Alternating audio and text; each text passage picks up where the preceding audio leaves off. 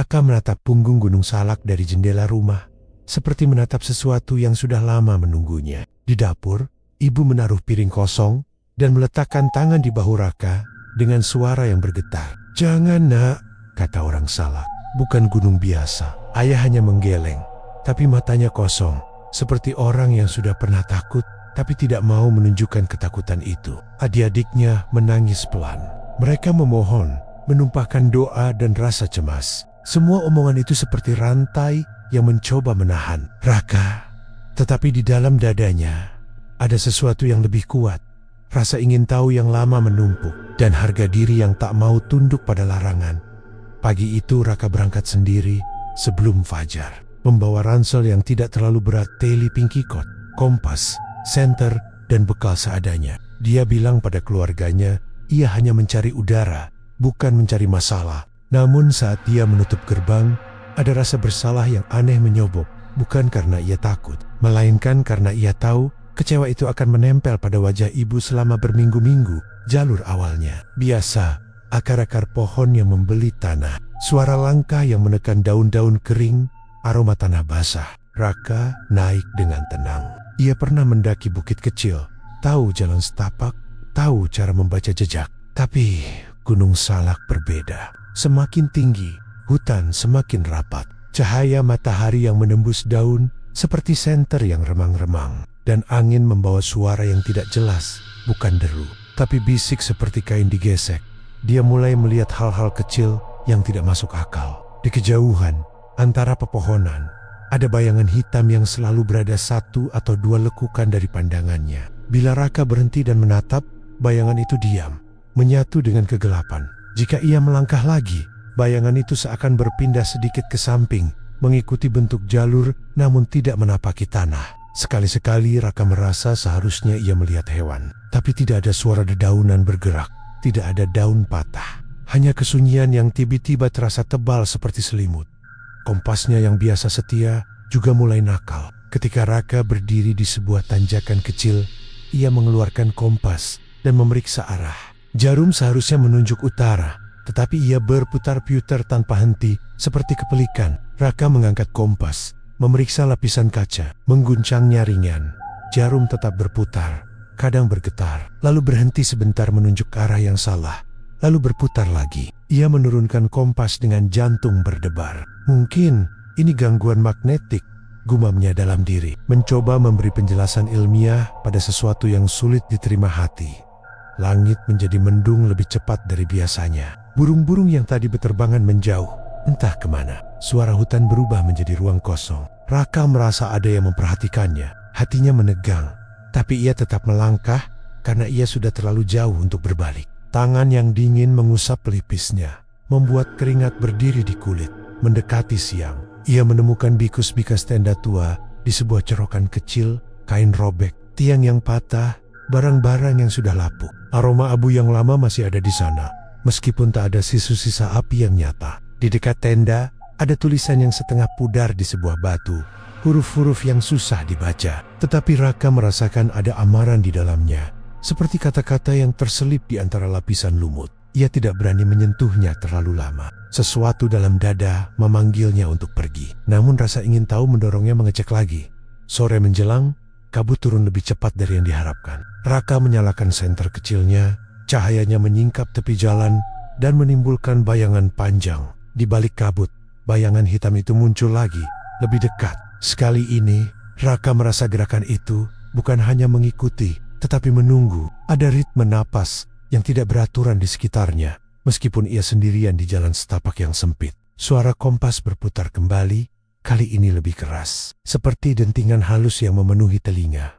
Lalu, dari dalam hutan yang gelap, suara memecah kesunyian. Suara itu pelan, lembut, dan sangat akrab. Rak, sekali, 2 kali, nama itu dipanggil dengan nada yang tidak bisa ia tempatkan. Bukan suara saudara, bukan suara teman, melainkan suara yang meniru sesuatu yang dekat namun jauh. Rockabye, jantungnya serasa berhenti sejenak. Suara itu memanggil lagi, lebih dekat, seolah datang dari balik semak di kiri jalur. Ia bisa merasakan nada panggilan itu menempel pada kulitnya.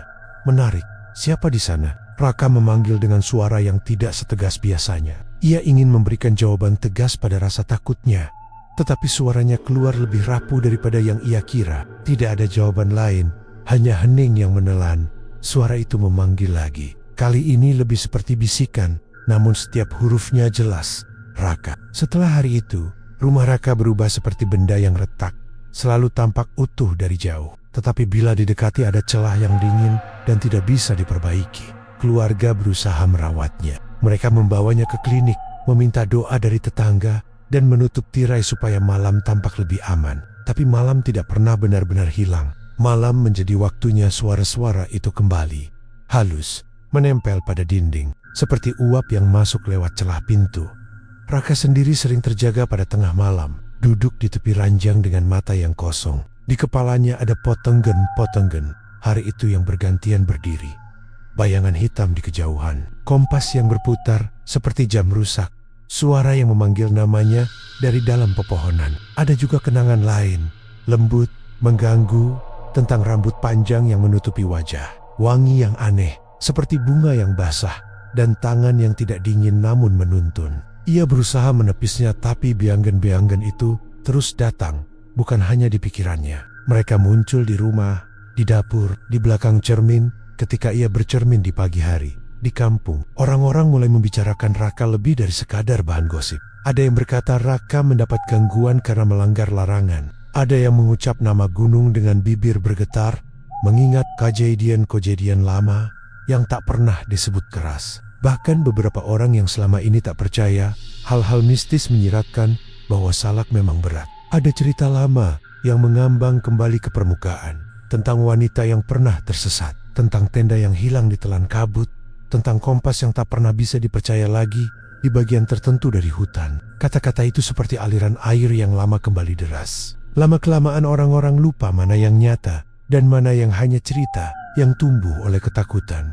Seorang tetangga tua, Bu Sumi, datang ke rumah membawa sekotak kecil berisi barang-barang yang katanya ditemukan oleh kakinya ketika membersihkan loteng. Di dalam kotak itu ada selembar kain putih yang sudah menguning dan sebuah gelang kecil dari manik-manik. Wajah Bu Sumi berubah ketika ia melihat Raka. Ini mirip yang dulu dipakai orang-orang yang hilang, katanya pelan. Raka menatap kain itu. Ada noda tanah dan satu helai rambut panjang, hitam, terselip di lipatan. Rambut itu bukan rambut Raka. Tangan Raka gemetar ketika ia menyentuhnya. Bau yang sama yang selalu menghantui mimpinya muncul sekejap, seperti bunga basah. Raka mencoba menolak semua itu dengan akal sehat. Ia membaca, ia berbicara pada teman-teman lama, ia mencoba menengok kompas yang pernah dibawa pulang dari mendaki. Di ruang tamu, ia meletakkan kompas tersebut di atas meja, mengamatinya seperti alat yang mungkin bisa menjelaskan semua. Malam itu, ketika rumah sunyi dan jam hampir menunjuk 12, jarum kompas itu kembali berputar awal yang lambat, lalu semakin cepat, sampai ia seperti menelan dirinya sendiri. Seluruh rumah ikut seolah bernafas berat. Ibu Raka yang mendengar suara aneh itu, datang membawa senter. Tangan gemetar menyentuh bahu Raka. Mereka berdua menatap kompas yang kini berhenti menunjuk ke arah yang mustahil. Bukan utara, bukan selatan, melainkan mengarah ke jendela kamar yang membatasi halaman. Semenjak kejadian itu, tanda-tanda aneh semakin sering muncul. Kain yang basah ditemukan di ambang jendela, seolah ada yang mengusap muka di sana. Oleh-oleh kecil dari hutan, sebuah ranting dengan potongan kain merah yang tersimpul, diletakkan di depan pintu. Binatang peliharaan tetangga seperti kucing dan ayam tampak gelisah, menghindari satu sisi halaman rumah. Suatu pagi, adik Raka menemukan jejak kaki kecil di tanah lembab taman, bukan ukuran manusia dewasa, bukan juga ukuran hewan biasa. Jejak itu berjalan dari pintu gerbang sampai hampir ke ambang teras, lalu menghilang begitu saja, tanpa jejak lagi. Adik Raka menangis dan menutup wajahnya, sementara ibu Raka mengusap kepalanya dengan tangan pucat. Kecurigaan dan takut membuat keluarga Raka mengambil langkah-langkah yang lebih putus. Mereka mengunci pintu lebih awal, menaruh garam di ambang, dan menggantungkan benda-benda akik di sudut rumah atas saran orang-orang kampung. Mereka juga mencoba memberi Raka rutinitas baru, pergi keluar di siang hari, berbicara dengan teman, pergi ke pengajian. Semua itu membantu sesaat, tapi ketika malam Jumat tiba, suara itu kembali, memanggil lirih namanya di antara desah angin. Dan suara itu tidak mengunci dirinya pada Raka saja. Suatu malam, ketika lampu padam, Nenek Lep, hari-hari setelah penampakan itu menjadi semakin gelap bagi Raka. Rumah yang dulu penuh dengan suara tawa kini dipenuhi dengan doa-doa dan keheningan yang tegang. Ibu lebih sering menangis diam-diam, adiknya tidak lagi berani tidur di kamar sendiri, dan ayah hanya duduk di teras sambil merokok dengan tatapan kosong. Raka merasa rumah itu bukan lagi rumah, melainkan ruang tunggu. Seperti mereka semua sedang menunggu sesuatu yang buruk terjadi. Setiap malam Jumat, bisikan itu kembali. Semakin jelas, semakin lembut, semakin akrab. Kadang terdengar dari jendela kamar, kadang dari dapur, kadang dari arah sumur tua di belakang rumah. Raka, suara itu tidak lagi sekadar panggilan. Ia menyusup ke dalam kepala Raka, seperti ucapan dari seseorang yang sangat dekat. Suara itu bisa membuat jantungnya berdebar, sekaligus menenangkan, seolah ada kasih sayang aneh di balik ketakutannya.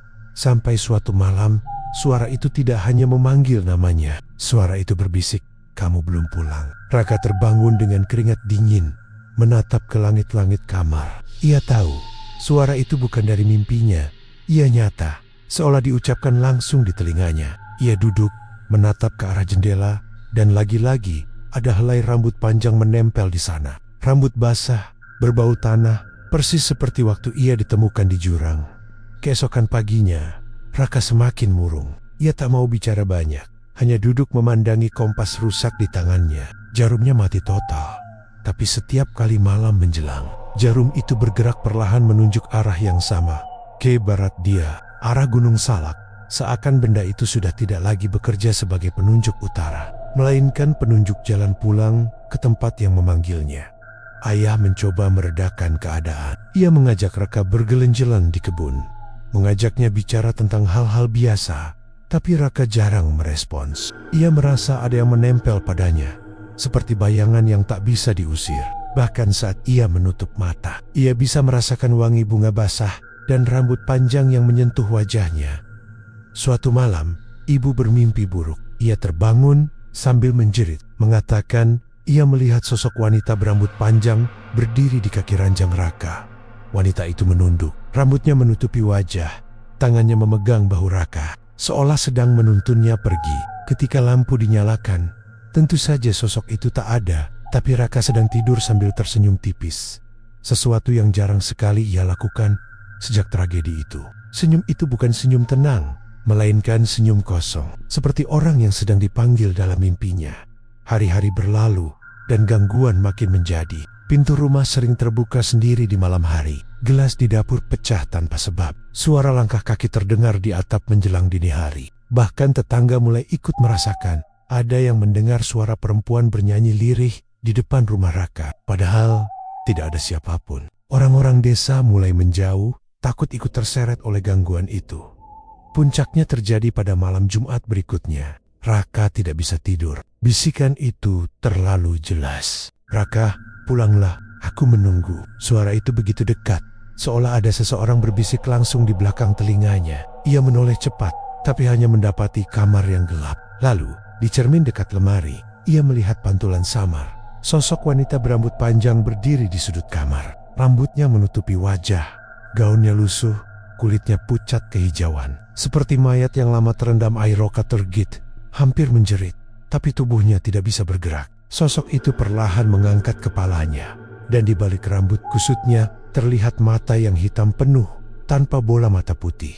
Bibirnya bergerak, tapi yang keluar bukan suara dari mulutnya, melainkan dari dalam kepala Raka sendiri. "Kau harus kembali. Kau belum selesai. Aku sudah mengantarmu sekali, tapi kau belum benar-benar pulang." Raka berusaha menutup telinga, tapi suara itu tetap terdengar, menembus pikiran. Kepalanya sakit, tubuhnya kaku. Ia ingin berdoa, ingin menyebut nama Tuhan, tapi lidahnya keluh.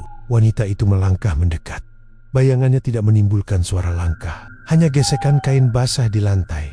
Ketika wanita itu hampir menyentuh wajah Raka, tiba-tiba pintu kamar terbuka keras. Ayah dan ibunya masuk sambil membawa lampu dan membaca doa keras-keras. Sosok itu lenyap seketika, hanya menyisakan rambut panjang basah yang menempel di lantai dekat ranjang.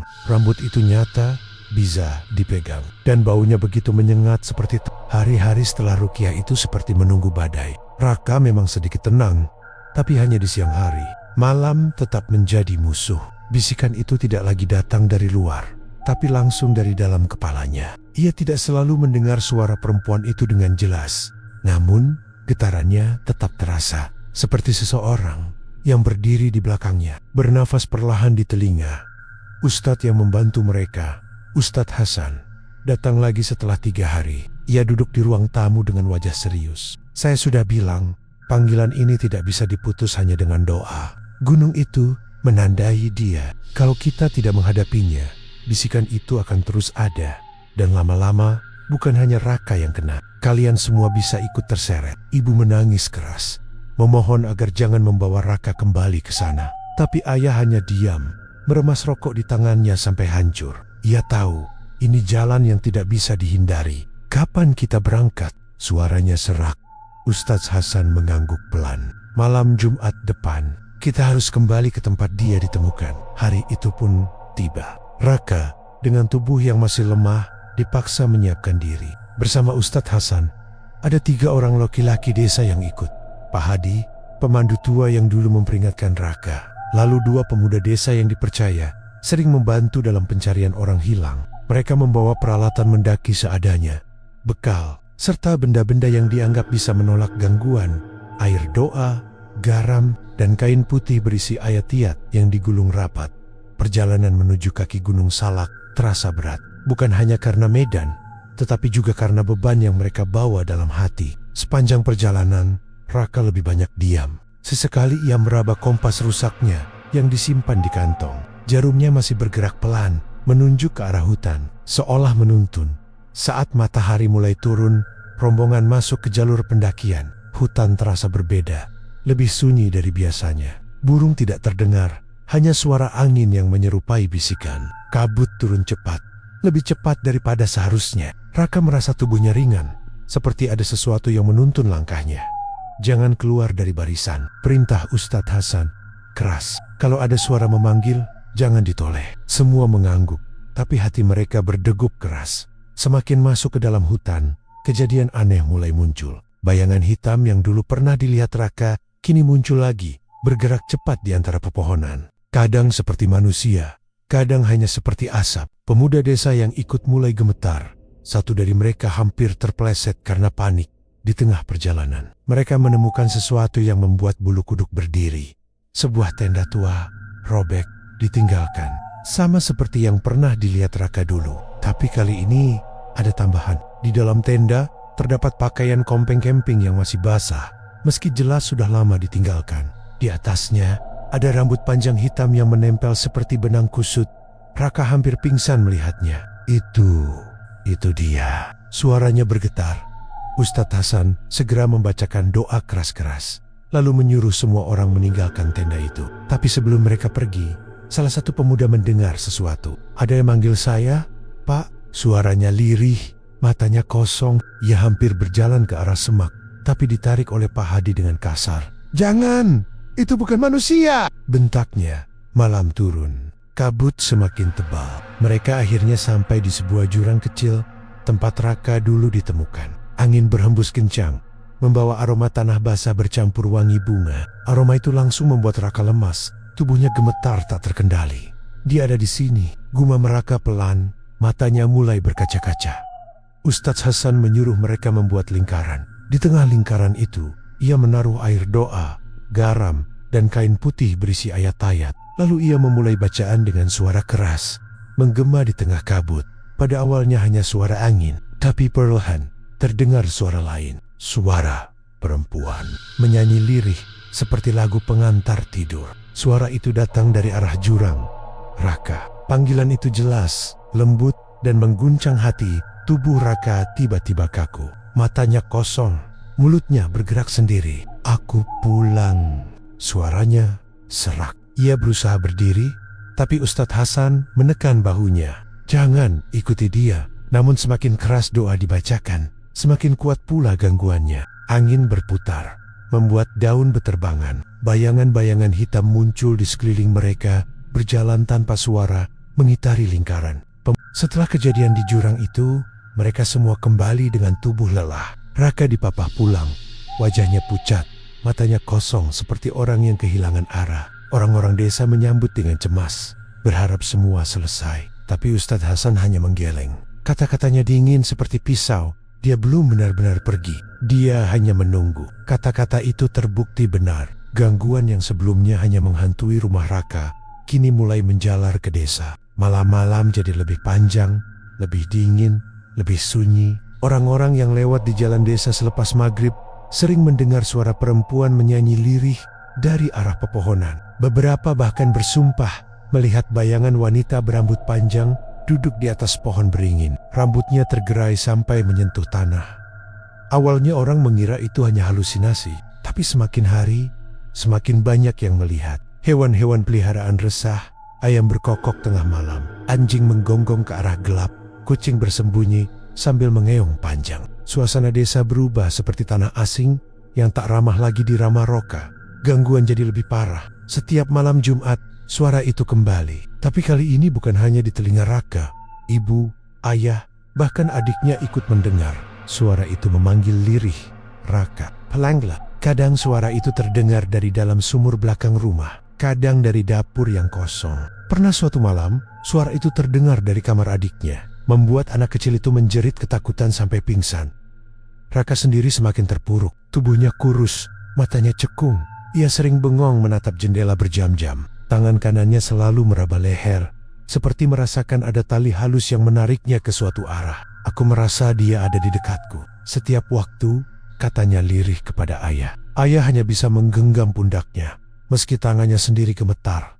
Desa mulai diguncang kejadian-kejadian aneh. Suatu malam, seorang pemuda desa hilang setelah pergi memancing di sungai dekat hutan. Yang ditemukan hanya sandal jepitnya di tepi air, basah dengan rambut hitam panjang menempel di tali sandal itu. Keluarga pemuda itu histeris. Mereka bersumpah mendengar suara perempuan memanggil sebelum anak mereka hilang. Besoknya, dua orang warga lain menemukan pakaian basah tergantung di depan rumah, padahal tidak ada yang menaruh. Ketika diperiksa, pakaian itu penuh dengan lumpur dan bau bunga basah yang sama dengan yang sering menghantui rumah Raka. Orang-orang desa mulai ketakutan. Mereka berbisik-bisik, penunggu Gunung Salak sudah turun. Dia mencari Ustadz Hasan. Dipanggil lagi. Kali ini ia duduk di balai desa, dikelilingi warga. Wajahnya serius, keningnya berlipat dalam. Saya sudah bilang, gangguan ini bukan hanya urusan Raka. Dia sudah membuka jalan. Sekarang desa ikut terseret.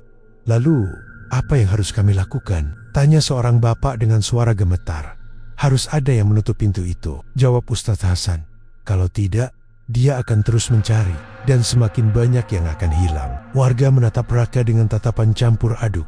Kasihan, marah, takut. Ada yang mulai berbisik bahwa seharusnya Raka tidak kembali selamat waktu itu. Bahwa mungkin penunggu gunung ingin dia, bukan desa. Kata-kata itu sampai ke telinga Raka, membuat hatinya semakin hancur. Malam itu, Raka bermimpi aneh. Ia berdiri di tengah hutan salak, kabut pekat menyelimutinya. Dari kayohan, sosok wanita itu muncul, berjalan pelan. Rambutnya panjang menutupi wajah, gaunnya basah meneteskan air. Ia mendekat, lalu berhenti tepat di depan Raka. Dengan suara lirih, ia berkata, "Kamu sudah kutandai. Kalau kau tidak ikut aku, orang-orang lain akan kuambil." Satu persatu, Raka terbangun dengan teriakan. Tubuhnya basah oleh keringat, tapi di telapak tangannya ada sesuatu yang nyata. Sehelai rambut panjang, hitam, masih basah. Keesokan harinya, kabar buruk datang. Seorang anak kecil desa ditemukan pingsan di dekat sawah. Bibirnya pucat, tangannya menggenggam sesuatu erat-erat. Ketika dibuka, semua orang merinding. Anak itu menggenggam pita kain putih basah dengan noda tanah. Sama persis dengan yang pernah ditemukan di kamar Raka. Warga desa mulai panik. Malam itu mereka berkumpul di balai desa, menyalakan banyak obor, membaca doa bersama. Tapi bahkan di tengah keramaian itu, suara perempuan hari-hari setelah pertemuan di balai desa terasa semakin mencekam. Warga mulai membatasi diri keluar rumah setelah maghrib. Jalanan desa yang biasanya masih ramai dengan suara anak-anak bermain, kini sepi seperti desa mati. Obor-obor dipasang di beberapa sudut. Namun cahaya api tak cukup mengusir bayangan yang terasa mengintai dari hutan. Raka hidup dalam tekanan. Ia jarang keluar rumah. Bukan hanya karena tubuhnya makin lemah, tapi juga karena tatapan warga. Banyak yang menganggapnya sebagai pembawa sial. Ada yang terang-terangan menyuruh keluarganya mengusir Raka dari desa. Kalau dia masih di sini, kita semua dalam bahaya. Begitu kata beberapa orang dengan wajah penuh ketakutan. Ibu Raka menangis tiap malam. Ayahnya berusaha kuat, tapi ia tahu desakan warga makin lama makin keras. Raka sendiri hanya duduk termenung di kamar. Mendengar bisikan itu semakin jelas, semakin kuat. Kadang suara wanita itu terdengar seperti di dalam telinga, kadang seperti dari luar jendela. Ikut aku Raka, kalau tidak, mereka semua akan kubawa. Gangguan mencapai puncak pada malam Jumat berikutnya. Saat itu, suara gamelan samar-samar terdengar dari arah hutan, seperti ada pesta jauh di dalam sana. Tapi di desa, justru banyak yang sakit mendadak. Anak-anak demam tinggi, orang tua menggigil tanpa sebab. Bahkan hewan-hewan ternak ditemukan mati mendadak di kandang. Tubuhnya kaku dengan mata melotot, ketakutan dirama Roka. Semua lampu padam, meski listrik masih menyala di rumah lain. Kegelapan melingkupi rumah itu, hanya diterangi cahaya lilin kecil. Tiba-tiba, dari arah dapur terdengar suara langkah pelan. Tap, tap, tap. Seperti seseorang berjalan tanpa alas kaki di lantai basah.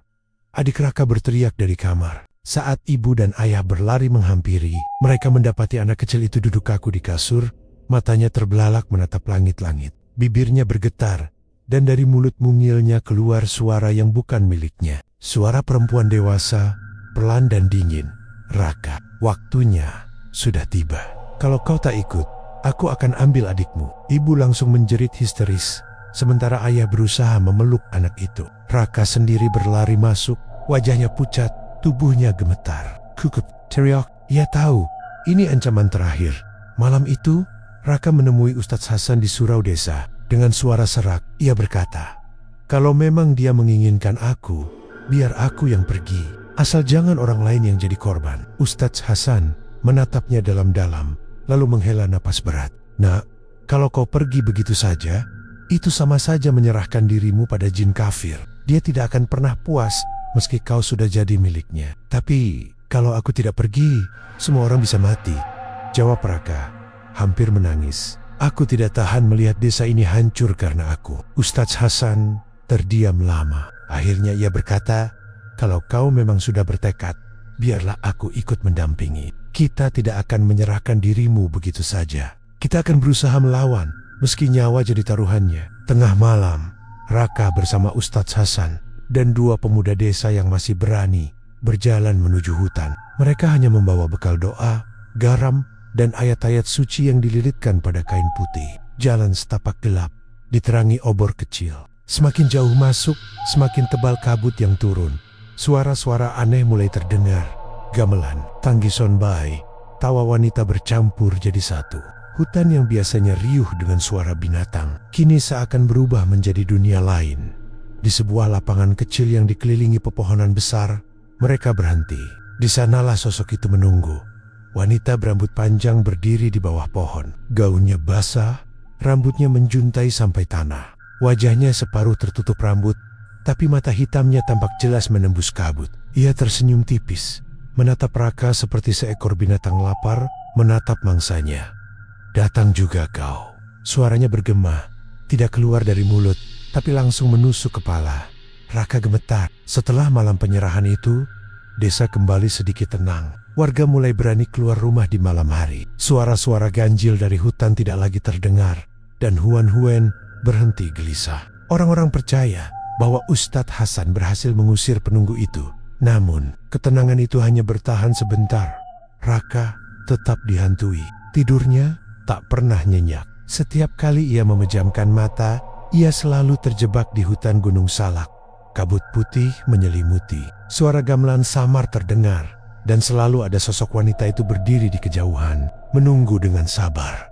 Suatu malam, mimpi itu terasa lebih nyata dari biasanya. Raka sadar ia sedang bermimpi, tapi tubuhnya bisa merasakan dingin tanah, bisa mencium bau basah dari lumut, bahkan bisa merasakan sakit ketika tangannya tergores ranting. Ia tahu, ini bukan sekadar mimpi biasa. Wanita itu muncul lagi. Kali ini wajahnya tidak seram, tapi cantik, pucat, dengan mata sendu yang menatap Raka penuh rasa rindu.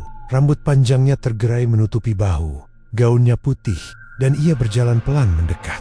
"Raka," suaranya lembut. "Kenapa kau selalu melawan? Aku tidak ingin menyakitimu. Aku hanya ingin kau bersamaku selamanya." Raka terdiam, hatinya bergejolak. Ada rasa takut, tapi juga rasa aneh yang menyerupai iba. "Siapa sebenarnya kamu? Kenapa memilih aku?" tanyanya. Suaranya serak. Wanita itu tersenyum tipis. "Aku sudah lama di sini. Banyak yang datang ke gunung. Banyak yang hilang. Tapi tidak ada yang mau menoleh padaku. Kau berbeda, Raka. Kau menoleh. Kau melihatku." Raka teringat malam pertama ia mendaki. Saat ia melihat bayangan itu di kejauhan, ia memang menoleh. Ia memang menatap. Ternyata itulah kesalahannya. "Kalau aku menolak?" Raka memberanikan diri bertanya. Senyum itu lenyap, berganti wajah muram. "Kalau kau menolak, aku akan mengambil semua yang kau cintai, satu persatu, sampai kau sendiri yang datang padaku." Raka terbangun dengan tubuh basah oleh keringat. Di telinganya, suara itu masih bergema. Ia menatap sekeliling kamarnya, dan darahnya langsung dingin. Di kursi pojok kamar, duduk sosok wanita itu. Sama persis dengan yang ada di mimpinya. Hanya kali ini nyata, duduk diam sambil menatapnya. Rambut panjangnya menutupi sebagian wajah. Gaunnya meneteskan air ke lantai. Raka berteriak keras, membuat seluruh rumah terbangun. Ketika ayah dan ibunya masuk, kursi itu kosong, tapi lantai benar-benar basah, meninggalkan jejak air menuju jendela.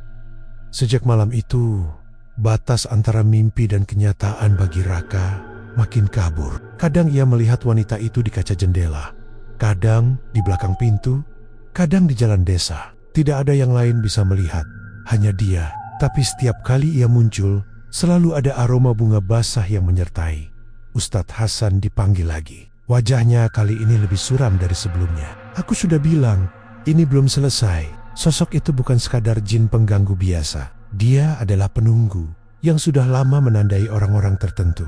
Sekali kau ditandai, hanya ada dua kemungkinan, ikut bersamanya atau hilang akal perlahan-lahan. Raka pucat mendengar itu. "Kalau aku melawan terus, apa yang terjadi? Dia akan membuatmu hancur dari dalam, dan pada akhirnya kau tetap akan kalah," jawab Ustadz Hasan lirih. Malam Jumat terakhir itu, mimpi Raka jadi lebih kelam. Ia berada lagi di jurang tempat ia dulu ditemukan. Kabut turun tebal, suara gamelan semakin keras, dan di sekelilingnya tampak sosok-sosok bayangan hitam menari seperti bayangan manusia tanpa wajah. Wanita itu muncul di seberang. Kali ini wajahnya kembali menyeramkan, dengan mata hitam kosong dan mulut robek panjang. Ia merentangkan tangan, dan tanah di bawah kaki Raka mulai runtuh perlahan, seakan memaksanya memilih, melompat ke jurang atau ikut padanya. "Waktumu sudah habis, Raka. Pilih, ikut aku sekarang, atau lihat keluargamu mati pelan-pelan." Air mata Raka mengalir. Ia berlutut, tubuhnya lemas. Kenapa bukan orang lain?" teriaknya putus asa. Wanita itu hanya tersenyum mengerikan. "Karena kau menoleh, kau melihatku, dan yang melihat